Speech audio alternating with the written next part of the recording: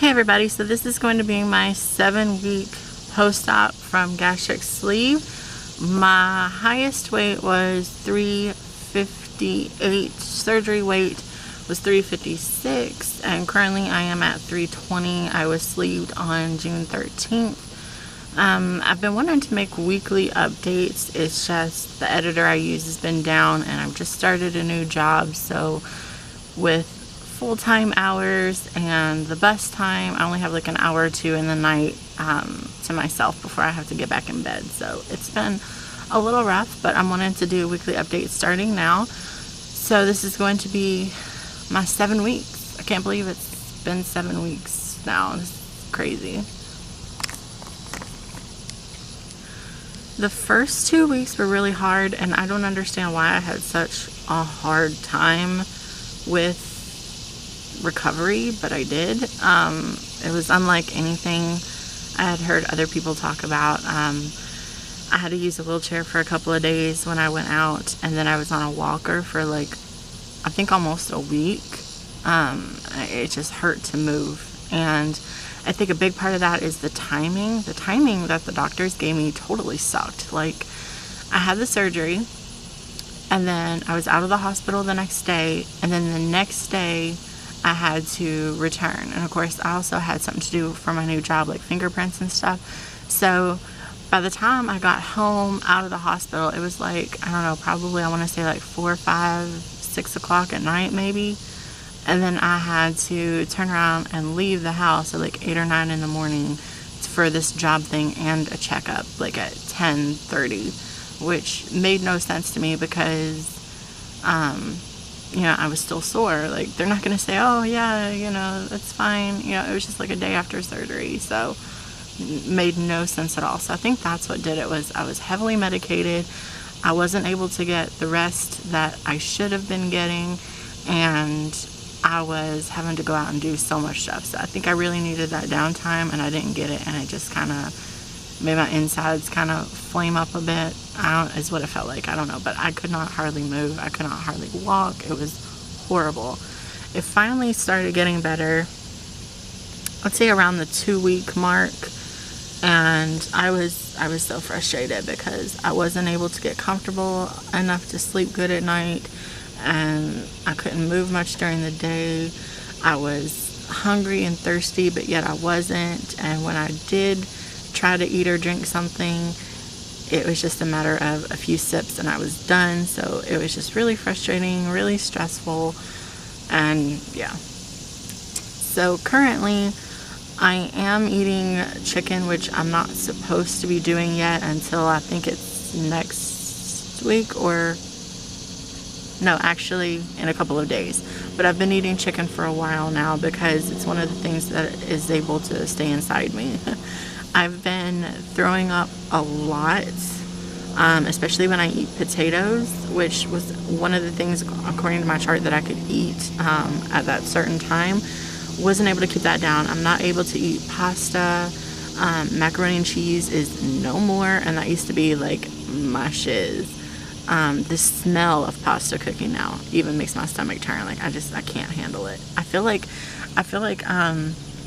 what I've heard about pregnant women, like their senses get stronger. So like now when I smell pasta, I'm just like having to run to the toilet pretty much. So it's weird because one day I can eat something, the next day I can't, and it makes me sick, which is really stressful. And it's been extremely stressful since I've started working. So I have to figure out what I can or can't take to work with me on a daily basis, and it's really hard. I've gotten sick 2 or 3 times at work, and I've only been working for like 2 weeks now, something like that. So I don't know, it's crazy.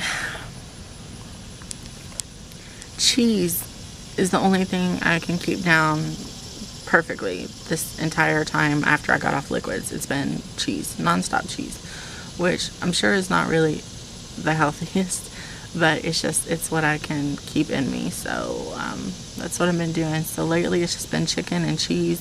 I am able to eat peanut butter crackers and cheese crackers, and toast. I was able to eat toast, ironically. And it's frustrating to me because I realize that crackers and toast are carbs, and I want to be as low carb as possible. But on one hand, I don't have money. Second hand, we don't have much food here. And third of all, it's something that I can eat that stays in me. So I gotta eat what I can at this point because I'm tired of throwing up. Let's see what else. I did start my birth control again this week, which will be nice. I had my first period this past week, and that was my first period in 3 months. Like, my last period was April, and I was really starting to get worried that the surgery would probably like ruin me or mess up my system, but it's back, so hopefully I can start getting regular now. God. And these pants are tighter pants, but they're like hitting the incision points, and it kind of, that's another thing, is my incision areas, they're not really sensitive anymore, but like if you push on them or something, then it's like, okay, get that crap off me. I had to sew up my pants yesterday, and I was trying some on. I am down 4 pant sizes. Like, I never thought I would say that, and I've still got a long way to go, which is the sad and ironic thing. But I was a 30, 32. Last night I tried on a size 24, and although they were skin tight, they came on, and I hadn't been able to get them up past my thighs when I was at my heaviest. So that was a real big accomplishment. And here's the kind of pants I wear. I just wear these black dress slacks. I feel like they're the most comfortable, and I'll show you guys. They like come up far enough on me to where I feel okay. This shirt was really tight when my grandma first gave it to me. And it's still tight on my stomach, which is always the problem I have. It's great on my boobs, bad on my gut. You guys should watch that video of me trying on clothes if you haven't already. But I just feel like, even though it's still a little tight, it's doing its job at like holding me in a little bit. So that's really nice. I really want a corset. I was thinking, like, if only I could get a corset after surgery to help kind of like suck everything in. And I've heard some people, some doctors, they will put you in like some kind of thing to help you, but I swear after surgery you could just tap me on the shoulder and I would try to murder you. I was in so much pain, you guys. Like, it was redonk, the pain I felt. And it wasn't so bad in the hospital, but then once I got home and I wasn't on the good stuff, oh my god, yeah, you touch me and you die. But now I'm getting to the point where I feel too jiggly, and I want to kind of like tighten everything up as best as I can and just kind of keep it all together. And I feel like that would make me feel better and less, I don't have pain, I just have a little uncomfortableness still. But I'm able to walk now. I'm able to get out and do things and be a little more active. So that's really been helpful. I've been noticing when I don't necessarily have to stand at my job. I can sit for the most part, which has been really nice, but the chairs are uncomfortable, and then sitting down for so long in really uncomfortable chairs starts to hurt my back. So then I'll stand up, and I've noticed that when I do, it's not as bad. It's still bad because I'm still over 300 pounds, but it's not as bad as it was when I was like, you know, closer to 400, I guess you could say. Which is scary that, like, if you estimate and you round up, that's what I mean, not estimate, you round up. I was closer to 400 pounds than 300 pounds. That's scary. That's really scary.